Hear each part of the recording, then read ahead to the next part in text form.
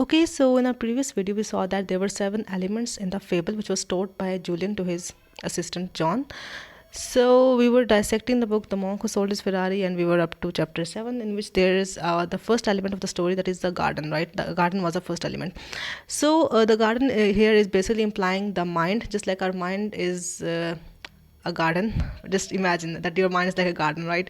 So just like a garden has to be kept clean, it has to be kept neat. Like there can be some unnecessary weeds growing out there, but we have to cut them out so that our garden looks pretty and neat and clean, right? So just like a garden, our mind has also has to be kept clean. It has to be kept out of any unnecessary, or you can say, troublesome thought, right?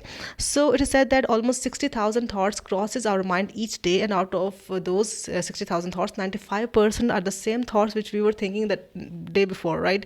So which means that we are mostly thinking the thoughts of worry, anxiety, fear, resentment, jealousy, and so on and so forth, right?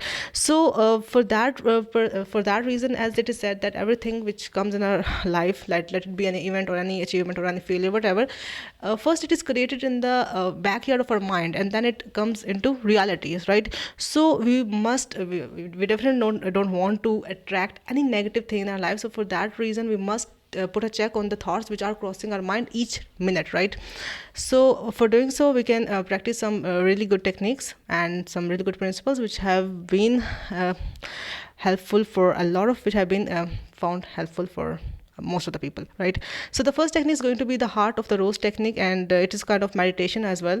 So you just have to wake up a bit earlier, and you have to spare 5 to 10 or 20 minutes for that. And for that reason, for that technique, you'll be needing a rose or any flower, whatever you can have. And it can be a natural flower, it can be an artificial flower, whatever suits you. And you just have to sit still and see at the center of it, which will be the heart of the rose or heart of the flower, right? So, and you have to focus all of your attention over that one particular point, and your attention will definitely wander around, and you will think about other stuff as well. But you just have to make sure that, but whenever it goes out of your center point, you just have to put it back again at that center of it. So that will improve your concentration focus, right? So that's the first technique, the heart of the rose. The second technique is going to be the opposition thinking. Opposition thinking technique says that whenever any negative thought crosses your mind, and you are aware that that thought is not at all supporting you, and that's not in you can say in accordance with your life goals, you just have to exchange that thought, or you just have to flip that thought over and just have to replace it with a more positive, more empowering one, right? So that will also help you put yourself in charge of your mind, so that whenever something negative crosses it, you just have to flip it over, right? Or exchange it or replace it with a more positive one. Okay, that was the second technique. The third technique is the technique of creative visualization. That is, we say that everything in its universe is created twice, first in your mind and then in reality, right? So which means that there is no limit to which you can achieve. The subconscious mind doesn't know any limits, doesn't know any boundaries, doesn't know any restraints, any limits. So for that reason, you can just expand your imagination to as much as you want. So for this technique, you'll be in need of a lake. You have to visit a lake each day. I'm just kidding. You don't need to go to any lake at all.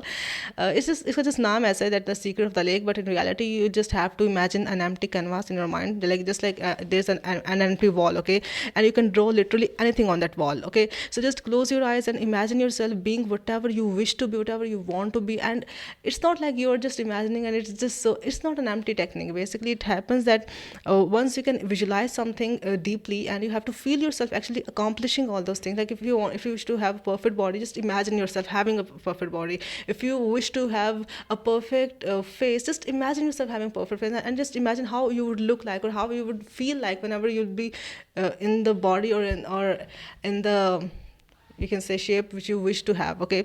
So we just spend most of our time just thinking bad about our body and bad about all the stuff that is going, and we just forget that maybe we can flip the situation over just by imagining or just by visualizing the better things which we want in our life. So that was basically the three principles. The symbol was a garden. The virtue is that you need to master your mind by the three techniques. The heart of the rose, to improve your attention and focus. Number 2 was opposition thinking, to get yourself in charge of your thoughts. And the number 3 was the It was the creative visualization, the secret of the lake. That is, you have to broaden your imagination and think about the stuff which you really wish and want in your life. So the wisdom is to cultivate your mind. It will blossom beyond your expectation. Just cultivate your imagination. The quality of your life is determined by the quality of your thoughts. So whatever you think, you become, right? There are no mistakes, only lessons learned. So you need to put out something positive even from a very, very negative circumstance, because after all, it is how you interpret your instances, it's how you interpret your situations that will definitely have an impact on you, okay, not the exact event at all. So the techniques are the heart of the rose, the opposition thinking, and the secret of the lake. And the lake is only, you can say, it's kind of symbolic. We actually are thinking about a canvas or a empty wall or whatever we can have, and we just have to paint it as we wish it to be, right? And the quote can be, the secret of happiness is simple: find out what you truly love and do it, and then direct all of your energy towards doing it. And once you do this, abundance flows into your life and your desires are filled with ease and grace, because now you're doing what you love, right? And what can be better than that? So with this note, thank you so much for watching. This was about the 7th chapter of The Monk Who Sold His Ferrari. We'll be reviewing the remaining of it sooner or later. Allah Hafiz. Till then, take care.